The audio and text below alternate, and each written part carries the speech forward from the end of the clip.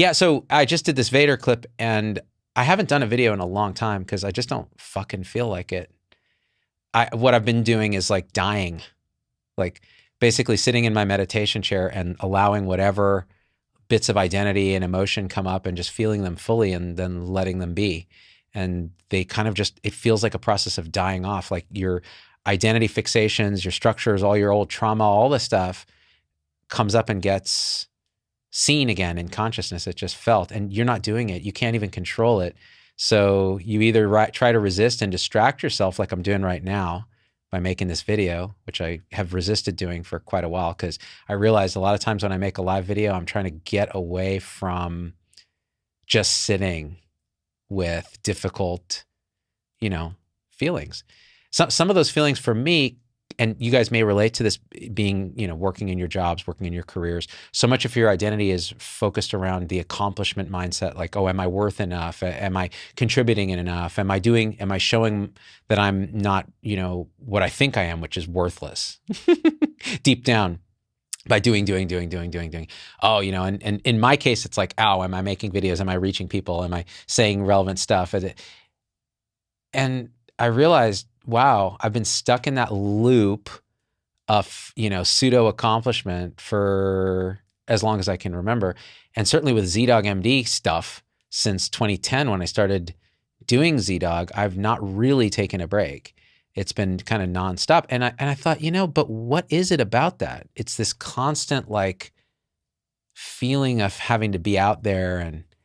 And so I let it go. And it was really nice, really nice. Last couple of weeks, really, I haven't done anything for this beyond stuff behind the scenes. And it's just really nice. But then this is the problem. A lot of us, not a problem, it's actually the truth.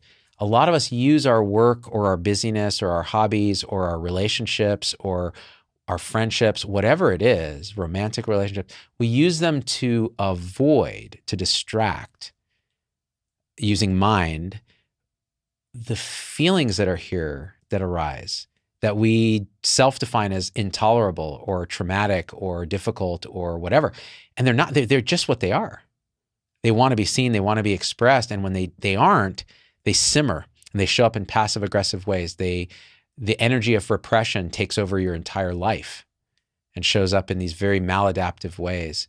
So you can go to therapy, you can do all these other things to kind of massage around that, but you're not solving the root problem, which is complete repression of the natural energies of being a human. And those can feel intolerable from the standpoint of the mind. And so what I found is, wow, when I release this idea that I can always escape from that by doing a live show and maybe even talking about some of that stuff, but it's still not feeling it. It's like, oh, guys, did you know these feelings will rise? It's like, yeah, but Zubin, are you allowing yourself to feel this? So last few days, that's what I've been doing. And what it leads to is a kind of falling apart, a controlled falling apart, where you feel all the things. You feel things from childhood. You feel things from, well, for me, a lot of what I'm noticing is there's a lot of repressed memories and feelings and kind of traumatic things that happened during residency training. And my residency was actually pretty cush compared to how it was at, say, UCSF as a medical student. Even what I would see, I would be like, oh my God, this is not tolerable. And then Stanford was like, you know what? They take care of you reasonably well. It's a cushy hospital. Like, yeah, you go to the county hospital, but our county hospital was Santa Clara Valley, which is still Silicon Valley. So it's like, middle-class people that are very grateful, but it's not. And there are a lot of very challenging indigent populations, but it's not like it was at, say, San Francisco General or Moffitt Long Hospital in San Francisco, where I did medical school. It's pretty reasonably humane, and still the amount of like I find that it's hard to remember any of it. It comes through in little flashes, but there's this feeling like, what was that? And my wife and I were talking last night about this because a lot of repressed stuff comes up for her too, because she had that big shift in April, and when that kind of awakening shift happens, these emotional energies, you can't hide from them anymore by escaping into thought. That doesn't become a viable option. So you end up feeling all this stuff and you're very confused because no one tells you what it is, right? I'm telling you what it is. It's natural. energetics of being a human. And so we were talking last night, we were laying in bed talking about our memories of residency, because we did it together actually, but we never really had the same rotation. And like we were there, yesterday was 9/11, like we were on call. She was night float cardiology. I think I was night float cardiology. She was night float ICU or medicine or something. That same night we were both doing nights, and 9/11 happened that night. On the West Coast, it was still night. And we saw it when we were getting off shift, and we went to breakfast together, and we were just like, oh my God. And I remember looking around at other people in downtown Palo Alto where we were eating breakfast, and they were just going around their day like it was nothing, laughing and doing business and stuff. And, you know, having been born on the East Coast, my wife too, and seeing these towers fall, it was like such a wound, such a trauma. And I saw these people and I got so furious. I was like, how can they continue with their fucking superficial bullshit life nonsense, moving these fucking deck chairs on the Titanic of their lives and these tech companies and stuff. And this fucking thing just happened. And they saw it. They all saw it. They all heard it. You can't say they didn't hear it. Everybody heard about 9/11 when it happened. It was everywhere.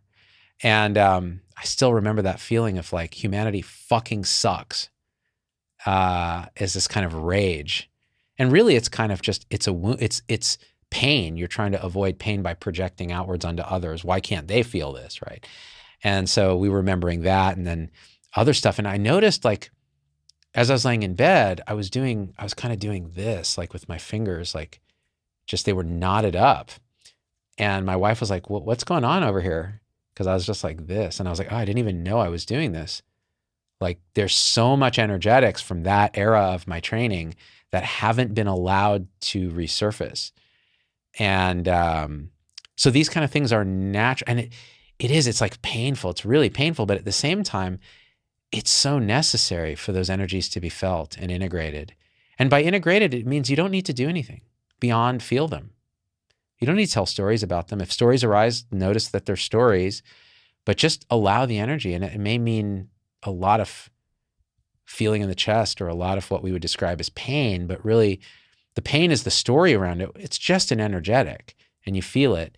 And a lot of stuff comes up, and it's really beautiful. It's actually really beautiful. It's one of the most beautiful things that I think is part of the human experience, is allowing that past experience that you couldn't tolerate as a person, and going back as an identity that's much more fluid in a sense. You're not this anymore.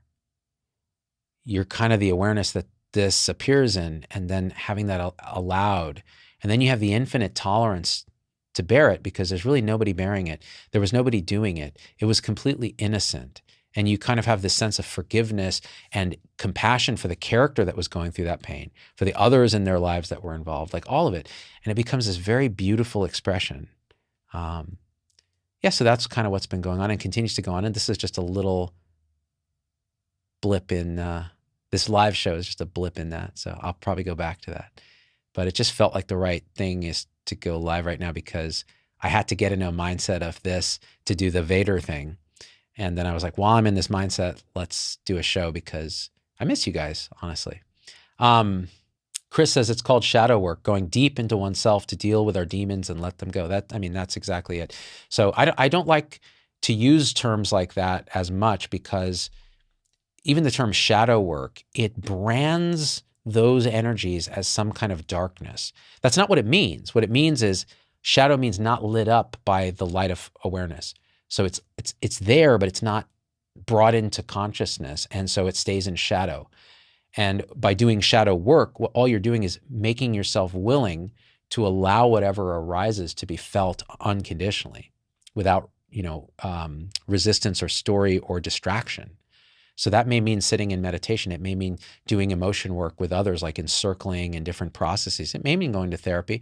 But honestly, if I'm being completely honest, therapy is necessary to polish up the ego so that it's stable enough to do this work for many. I never had therapy, probably why I'm all messed up. But it is not going to solve this root problem of you. Therapy will not solve the root problem of you. Nothing can. The entity that created that problem, the mind, cannot solve that problem. You can't solve a problem with the thing that created it. You have to go beyond the mind, and you can't do it. It's a relaxing, a kind of grace, a backward step, as they say in Zen, and then shadow work just happens. But if you know about it, if you've heard about it, if the mind has heard about it, it can at least go, okay, this is less scary because I know it's coming. I know what it is. Zubin talked about it. Others have talked about it. It's okay. I can be with this, and it's okay. You know, like people have asked me, like, I don't understand. What am I supposed to do with these strong feelings? I don't know what to make of it. It's overwhelming. And I say, there's nothing to do except for sit with it. Let it be in the light of awareness and watch what happens. Often you'll see it will dissolve. But you don't want to expect that. You don't want to try to make something happen. That's not how it is. There is a mindset, though, that can be kind of a set and setting that you can create where it's quiet, it's safe. And your mindset is whatever comes up, I'm going to welcome with open arms, even when it's painful. And then there's a kind of deliciousness to this where you relish the heartbreak, you know, because there'll be times when, like, you know, even this weekend, it feels like your heart is breaking, like physically just being torn open by some of this. And you can see that, you can kind of witness that, you can be with that and see it as a beautiful, delicious kind of re-experiencing of that which you wouldn't allow yourself to feel. And in a way, it ties you to all the suffering of humanity. Like everybody who suffers, you feel it. You're like, that's what that is. And it's met with love. It's met with acceptance. It's met with surrender. This is what it is to be human. You can't avoid it forever.